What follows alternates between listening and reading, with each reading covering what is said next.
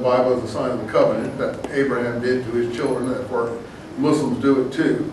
It's in Genesis 17. Abraham circumcised his whole household, including the servants and the others, the foreigners that were in his household, not just his own descendants. And Paul takes issue with that and still claims that he's following the religion of Abraham, though I don't see how he can.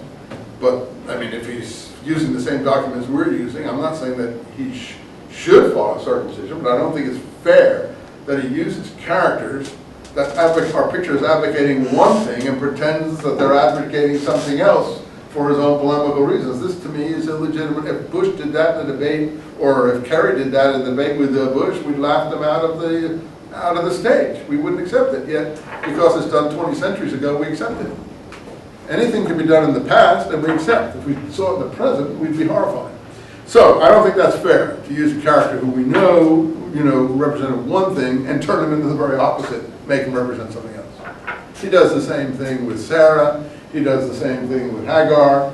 He does it with everything, and with Moses too. He says Moses is a cheat scoundrel, put a veil over his face so that the children of Israel would not know that the light of the law had gone out. He says this in 1 Corinthians, as I've told you, that is totally illegitimate. I mean, he can do that for polemical reasons, for allegorical purposes, to say, I'm preaching the law isn't binding and doesn't matter, and therefore I tell you that the light Moses had in the face, supposedly when he encountered God in the tent of meeting in the book of Exodus, wasn't real. That the Ten Commandments and the whole law were not real, and therefore he was just trying to. He didn't want the Israelites to be upset, so he put a veil over his face, not that they wouldn't be burned, so that they wouldn't know that there was no light there. Well, that's really scurrilous. And so you can't take characters from Scripture that you are claiming to admire and adhere and then reverse them. You can, if you're talking to ignoramuses, and unfortunately that I think is, I don't mean to hurt anyone's feelings, that's what's happened over 20 centuries. Ignoramuses have been talked to and haven't looked at the documents themselves, and because they're under control and under authority, they don't dare look at any documents. It's no better than Muslims who will not criticize people lopping off people's heads.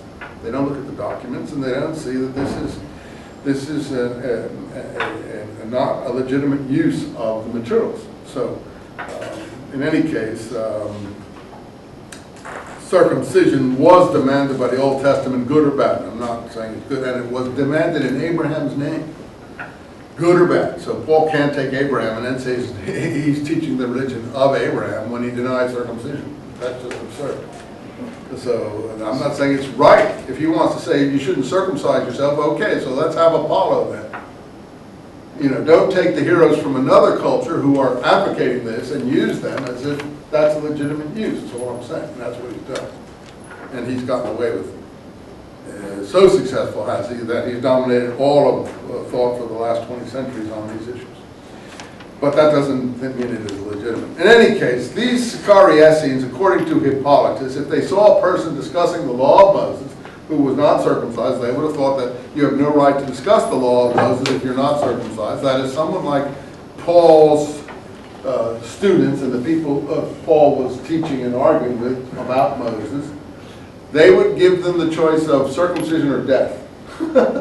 They would give them, if you want to talk about the law of Moses, then basically come in under the covenant, and then you can talk about the law of Moses. Otherwise, it's going to kill you. I don't agree with that approach, and that's very much like Islam today, fundamentalist Islam. But do I think it was happening in the first century? Yeah. I think that's an accurate picture of what the extremists were doing. So I think Hippolytus, who pictures the extremists doing that, is actually doing a very accurate job of presenting it. That's an answer to your question. So in Hippolytus, that's something you don't find your normative Josephus, do you? If they heard someone discussing the law, they would say, either do this or we'll kill you. Now that's where I think they got the knife from. That the Sika is the knife that the Romans call a short knife.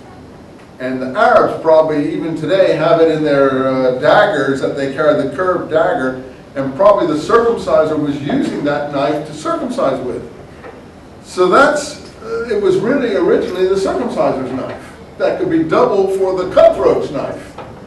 Just like you could use the box cutters to cut boxes or to cut people's throats with in airplanes. So, so you get a dual meaning there. And once you get to Hippolytus, the dual meaning explodes in your face. So that's the paper Noel was correcting for me. I don't think my colleague's going to like that paper. And I don't know if they're going to actually print it, because it's supposed to be printed in the journal of all the French Vatican enthusiasts called Qumran. But they've rejected my articles before, so we'll see what happens. They have an obligation to print it. But I'm waiting to hear what's the final upshot going to be when they get the footnoted paper like you're sending them. I don't think they'll like it. I think they've flushed my articles down the toilet before. I'm sure they're quite prepared to do it again. Doesn't bother me anymore, I don't care. In any case, here we have a testimony to John the Baptist, different from the one in Scripture, that Eusebius is kind enough to provide us. It doesn't matter, it's in the Josephus. Now, we said the two versions of Josephus.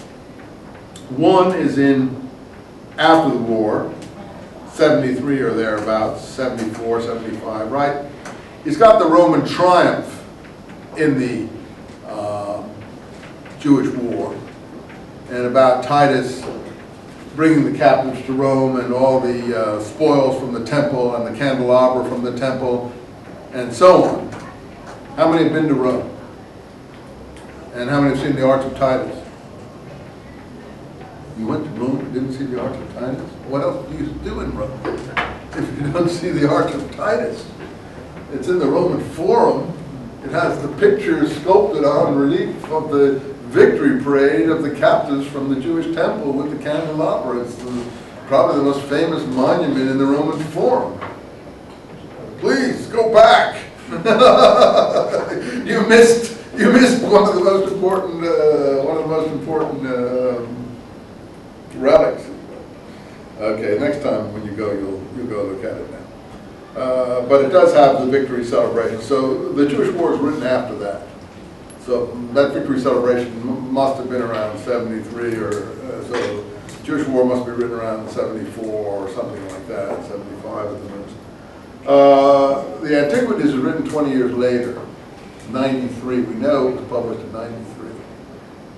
So by 93, Josephus is feeling more secure, more comfortable. He's been in Rome for 20 years. He's more forthcoming. He says things in the Antiquities he's not prepared to say in the war. He's more forthcoming.